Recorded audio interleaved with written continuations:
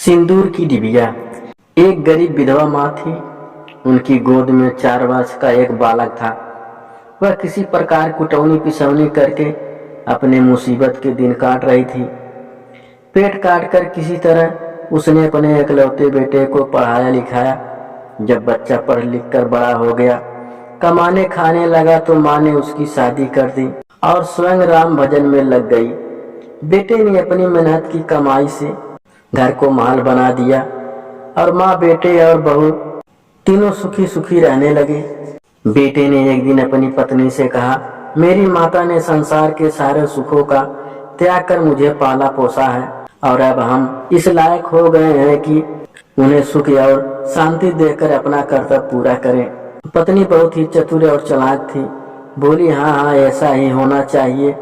उनका खर्च ही क्या है, दोनों जून भरपेट भोजन और तन ढकने के लिए धोती। क्या हम लोग इतना भी नहीं कर सकते? फिर क्या यह कोई पराई है?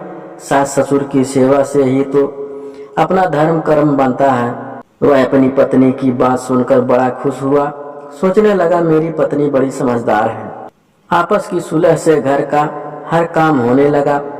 पत्नी ने अपनी चतुराई से पति को अपने बस में कर लिया और वह चिंता रहित होकर बाहर का काम देखने लगा। वह क्या जाने कि मेरी माँ पर क्या बीत रही है। जब सास भोजन करने जाए तो बड़ी सी थाल में एक रोटी और थोड़ी सी दाल परोसकर बैठ जाती।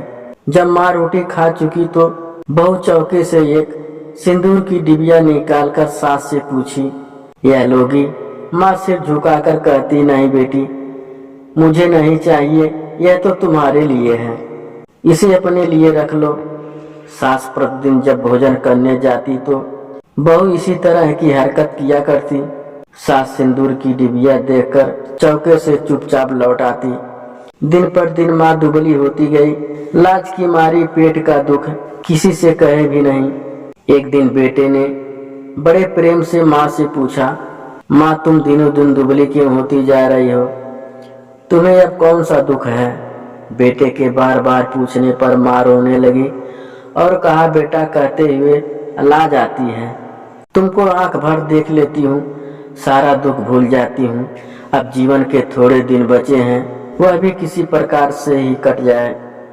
बेटा माँ की बात सुनकर बड़े सोच में पड़ गया कि आखिर क्या बात है जिसे माँ को बताने में लाज आती है। वह माँ के पैर पकड़कर कहने लगा, माँ, मुझसे कैसी लाज? मैं कोई गैर तो नहीं हूँ जो लाज करती हो। मुझसे जरूर बताओ, नहीं तो मैं खाना पीना छोड़ दूंगा। माँ बड़े धर्म संकट में पड़ गई। धीरे से बोली, बेटा, मुझे पेट का दुख है। बेटे को यह सुनकर बड़ा दुख हुआ। वह कहने लगा, इतना धन दौलत के बावजूद तुम्हें पेट का दुख है, बड़े सोच की बात है। माँ, मेरा सारा परिश्रम व्यर्थ है। बेटे ने पत्नी से पूछा, माँ को पेट का दुख है, यह कैसी बात है? मेरी समझ में नहीं आता। बहू ने तुरंत उत्तर दिया, मैं क्या जानूं, यदि वे न खाएं और पूछने पर ना ले तो मेरा क्या दोष?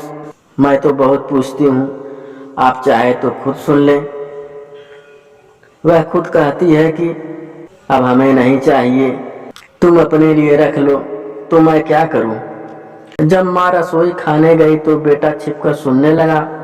कुछ देर बाद जब बहू ने सिंदूर की डिबिया खोलकर दिखाई और लेने के लिए पूछा तो माँ ने नम्रता से कहा, बेटी, इसे लेकर क्या करूंगी? वह तुम अपने लिए छोड़ रखो, यह तो तुम्हें चाहिए, जो मुझे लेना था ले चुकी।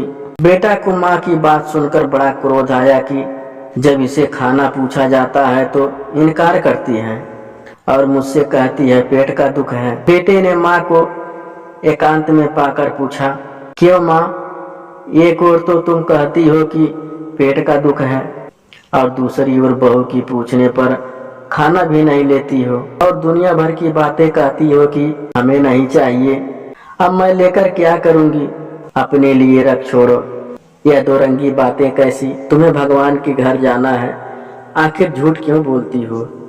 माँ ने कहा, मेरे लाल, तुमसे झूठ बोलकर मैं भगवान के घर भी नहीं रह पाऊंगी। मैं झूठ नहीं बोलती, तुम अपनी माँ को झूठी न समझो। यदि मैं तुमसे झूठ बोलूंगी, स्वर्ग में बैठे तुम्हारे पिता क्या कहेंगे? तुम्हारी बहू मुझे एक रोटी और थोड़ी सी दाल देकर फिर क्या देती है? तुम चौके में आकर स्वयं देख लो। जब माँ चौके में खाने लगी तो बहू ने एक रोटी और थोड़ी सी दाल लेकर सास को फिर वही सिंदूर की डिबिया दिखाई। माँ ने फिर वही उत्तर दिया। बेटा तुरंत चौके में घुस गया। उसने देखा कि उसकी पत्नी एक सिंदूर की डिबिया खोले माँ से पूछ रही थी, इसे लोगी? बेटा अपनी पत्नी की यह चरित्र देखकर क्रोध में बोला, अरे दुष्ट, तू इतनी नीच है, मैं नहीं जानता था। तू हट जा मेरी आंखों के सामने से, मैं आज से तेरा मुंह नहीं देखना चाहता। वह बहू को घर से निकालने लगा, पर माँ ने उसे समझा बुझाकर शांत किया। बहू ने भी सास के चरण पकड़कर क्षमा मांगी। फिर तीनों सुख से रहने लगे।